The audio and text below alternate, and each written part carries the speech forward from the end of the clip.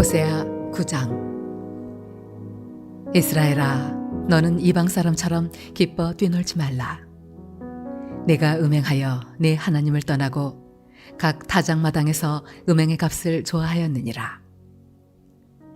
타작마당이나 술틀이 그들을 기르지 못할 것이며 새 포도주도 떨어질 것이요, 그들은 여호와의 땅에 거주하지 못하며 에브라임은 애굽으로 다시 가고 아수르에서 더러운 것을 먹을 것이니라.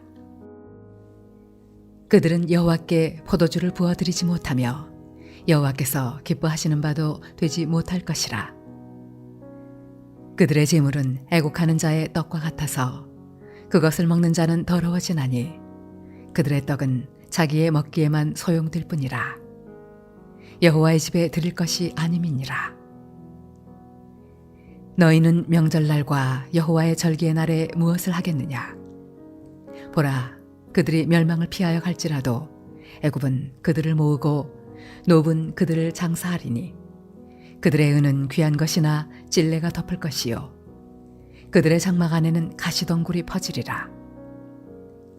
형벌의 날이 이르렀고 보응의 날이 온 것을 이스라엘이 알지라. 선지자가 어리석었고 신에 감동하는 자가 미쳤나니 이는 내 죄악이 많고 내 원한이 큼이니라. 에브라임은 나의 하나님과 함께한 파수꾼이며 선지자는 모든 길에 친 새 잡는 자의 그물과 같고 그의 하나님의 전에는 원한이 있도다. 그들은 기브아의 시대와 같이 심히 부패한지라. 여호와께서 그 악을 기억하시고 그 죄를 벌하시리라. 옛적에 내가 이스라엘을 만나기를 광야에서 포도를 만남같이 하였으며 너희 조상들을 보기를 무화과 나무에서 처음 맺힌 첫 열매를 봄같이 하였거늘 그들이 바알부올에 가서 부끄러운 우상에게 몸을 들이므로 저희가 사랑하는 우상같이 가증하여졌도다. 에브라임의 영광이 새같이 날아가리니 해산하는 것이나 아이 베는 것이나 임신하는 것이 없으리라. 혹 그들이 자식을 기를지라도 내가 그 자식을 없이 하여 한 사람도 남기지 아니할 것이라. 내가 그들을 떠나는 때에는 그들에게 화가 미치리로다. 내가 보건대 에브라임은 아름다운 곳에 심긴 두로와 같으나 그 자식들을 살인하는 자에게로 끌어내리로다. 여호와여, 그들에게 주소서. 무엇을 주시려 하나이까? 아이 베지 못하는 태와 젖없는 유방을 주시옵소서. 그들의 모든 악이 길갈에 있으므로 내가 거기에서 그들을 미워하였노라. 그들의 행위가 악함으로 내 집에서 그들을 쫓아내고 다시는 사랑하지 아니하리라. 그들의 지도자들은 다 반역한 자니라. 에브라임은 매를 맞아 그 뿌리가 말라 열매를 맺지 못하나니 비록 아이를 낳을지라도 내가 그 사랑하는 태의 열매를 죽이리라. 그들이 듣지 아니하므로 내 하나님이 그들을 버리시리니 그들이 여러 나라 가운데에 떠도는 자가 되리라.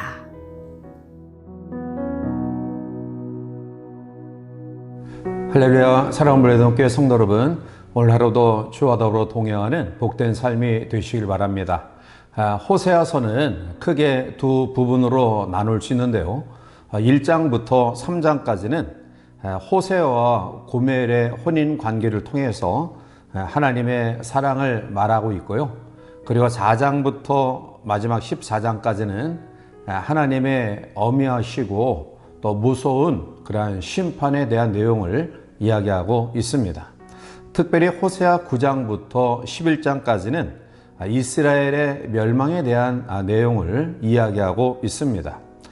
특별히 호세아는 이스라엘의 멸망을 예언하면서 왜 이러한 멸망이 왔는가 그 이유를 설명하고 있는데요. 특별히 오늘 9장 본문에서는 이스라엘 백성이 세 가지를 몰랐기 때문에 어리석은 자가 되어 멸망의 길로 치달았다라고 이야기합니다. 자, 그러면 그들이 몰랐던 부분이 무엇일까요? 첫 번째는 축복의 주체를 몰랐습니다. 본문 1절에 이스라엘아, 너는 이방 사람처럼 기뻐 뛰놀지 말라.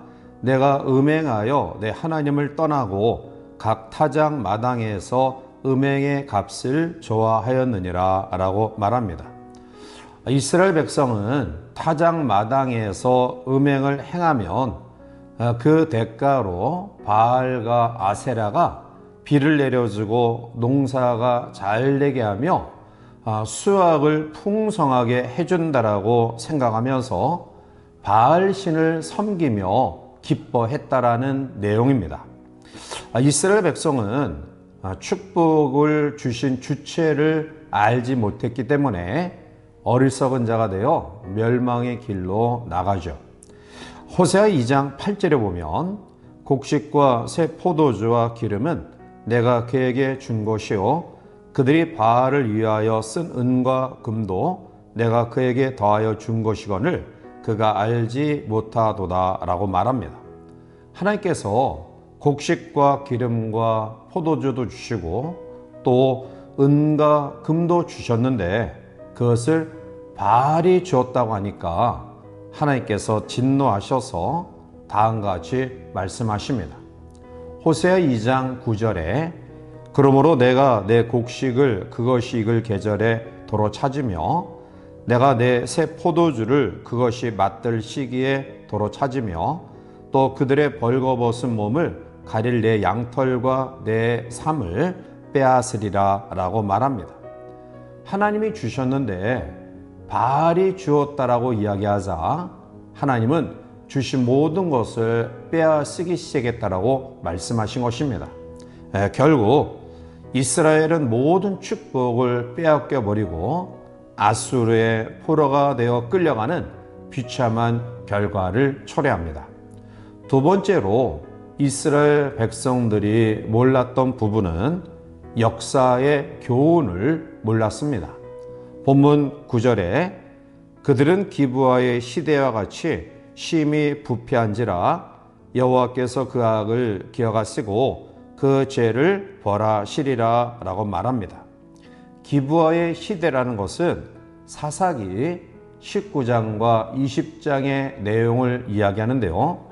레인이 행음하고 자기 집을 떠나서 자기 아버지 집, 즉 장인의 집에 도망간 첩을 데려오기 위하여 장인의 집에 방문했고요.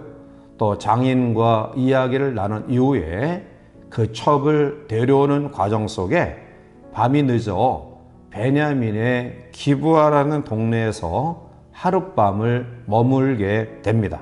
자, 그런데 불량배들이 쳐들어와서 이 레인의 첩을 끌어다가 욕보이고 문 밖에 버려두고 합니다.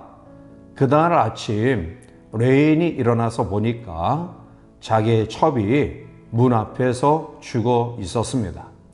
이에 분노한 레인은 자기의 첩의 시신을 12도망으로 내서 이스라엘의 12지파에게 보내며 어찌 이스라엘에 이러한 큰 악이 행행하느냐라고 이야기합니다. 결국 이 사실을 안 이스라엘의 11지파가 이 베냐민의 불량배를 끄집어내어서 그를 처단하기로 했는데 그런데 베냐민 지파가 이에 응하지 않습니다. 결국 베냐민 지파와 나머지 11지파가 싸움을 하게 되었는데요.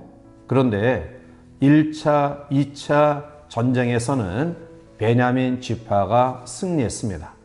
그러나 3차 전쟁에서는 베냐민 지파의 26,700명 가운데 600명만 가까스로 살아 도망가고 나머지는 모두 죽게 됩니다.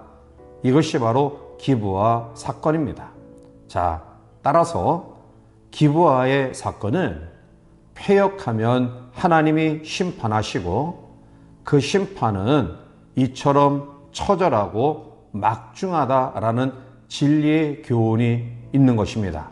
그런데 이스라엘은 기브아의 사건을 잊어버리고 그들은 패역하여 어리석은 죄를 저지릅니다.